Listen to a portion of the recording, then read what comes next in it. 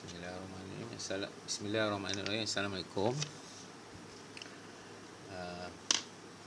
Pertamanya saya nak ucapkan tahniah lah, sebab anda semua akan memula dengan semester kedua bagi tahun kedua DBM. Jadi dalam semester ni anda akan mengikuti kursus DMB 4112, DMB 4112, iaitu Welding Procedure and Quality Assurance. Dan bagi kursus ni saya akan mengajar kamu, untuk tempoh 14 minggu sehinggalah peperiksaan akhir. Jadi bagi 6 minggu yang pertama, kita telah bersetuju ataupun kita telah mengikut penggiliran yang dilaksanakan oleh bahagian pendidikan teknik dan vocational, yang mana 6 minggu yang pertama bagi semester ni kamu akan mengikuti pengajian secara online. Jadi saya akan bertemu dengan kamu mengikut jadual waktu tertentu, dan segala tugasan ataupun penilaian akan berlaku secara online. Walau bagaimanapun, bagi minggu yang pertama ni saya akan menerangkan tentang konten ataupun isi kandungan bagi tempoh pengajian kamu selama 14 minggu bagi DMB 4112.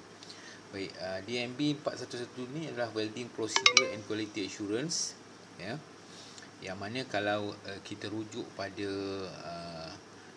kamu punya course outline, yang saya tunjukkan ni adalah course outline, iaitu pelajaran berbantu ataupun pertemuan di sini. Kuliah kamu dengan saya ialah selama 11 jam, tutorial ataupun amali 28 jam, dan aktiviti pembelajaran bertumpukan pelajar 3 jam.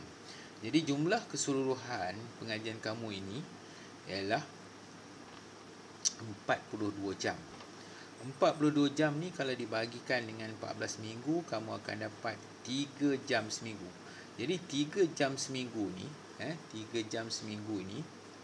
untuk 3 jam seminggu ni kamu akan berjumpa dengan saya. Untuk kuliah. Tapi bagi 6 minggu yang terawal ni kamu akan melalui sesi secara online.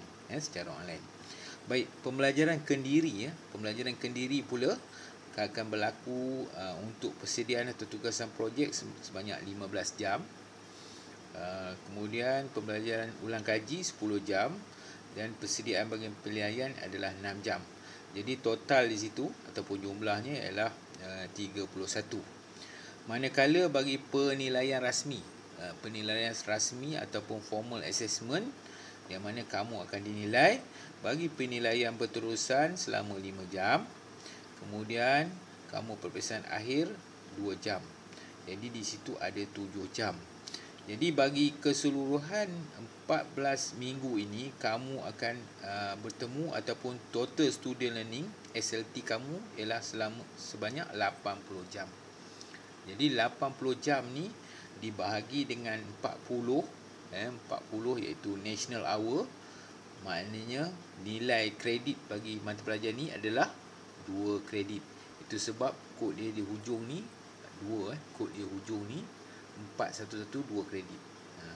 2 kredit dengan 3 jam pertemuan bersama saya bagi setiap minggu pembelajaran.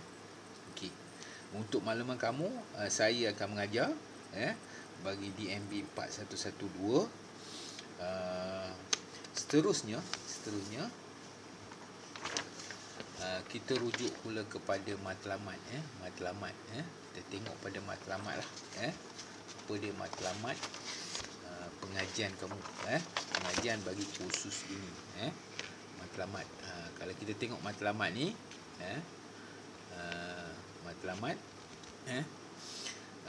the course helps student to acquire skill, knowledge and the right attitude to interpret code and standard for fabrication, compile information related to welding quality procedure and assurance, and specify quality assurance manual documentation. Baik, matlamat ni sebenarnya pada akhir pengajian ni kamu student boleh menguasai kemahiran, pengetahuan dan sikap untuk kamu mengenal pasti boleh membaca kod standard dalam kerja-kerja fabrikasi serta mengumpul semua maklumat berkaitan dengan kualiti ini dan kamu boleh menterjemahkan kualiti ini apabila kamu melalui alam pekerjaan. Okey, sedikit sinopsis. The course identifies the competence, right attitude to interpret codes and standard for fabrication, compile information related to welding quality procedure and assurance, and specify quality assurance and manual documentation in accordance to related standard in welding and fabrication areas.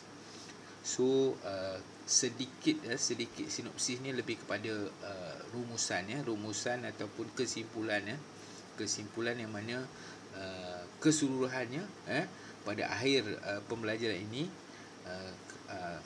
kamu boleh mengenal pastilah kompetensi berkaitan dengan kod dan standard dan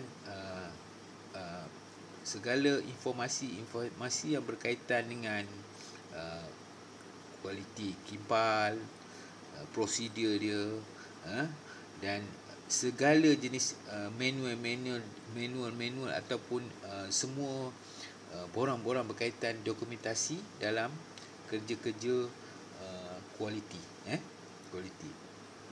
Baik. Bagi kursus ini ada 3 learning outcomes.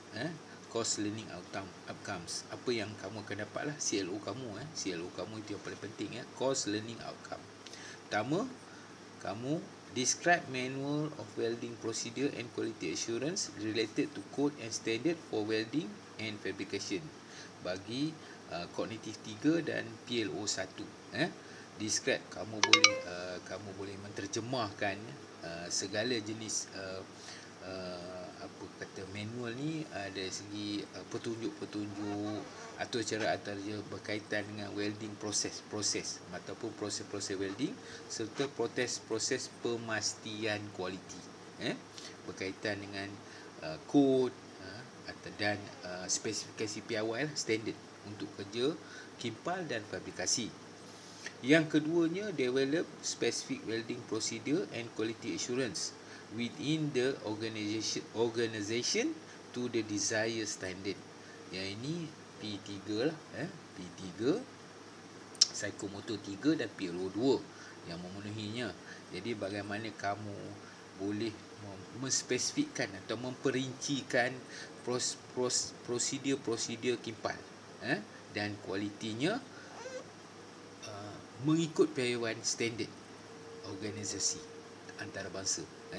Dan yang ketiganya, explain welding procedure and quality assurance related to codes and standard for welding and fabrication. Kamu boleh menerangkan berkaitan dengan proses-proses dan prosedur kimpal, prosedur kualiti, penjagaan kualiti mengikut piawaian kod dan standard dalam kerja kimpalan dan fabrikasi. Itu adalah hasil pelajaran ataupun course learning outcomes bagi DMB 4112. Okey. Seterusnya kita lihat pada isi kandungan konten. Ini yang penting yang saya nak terangkan, perkara-perkara penting yang saya nak terangkanlah. Okey. Bagi isu kandungan, kalau kita lihat minggu pertama hingga minggu keempat, 1 hingga 4, kamu akan belajar tentang codes dan standard for welding and fabrication. Maknanya kamu akan belajar berkaitan dengan kod dan standard atau kod dan piawai bagi kerja-kerja kimpalan dan fabrikasi. Kita pecahkan kepada 2 konten lah dalam ni. 1.1 kod dan standard for fabrication, dan yang kedua adalah quality document.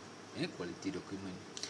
Kamu akan mengetahui tentang quality control manual, kemudian safety manual,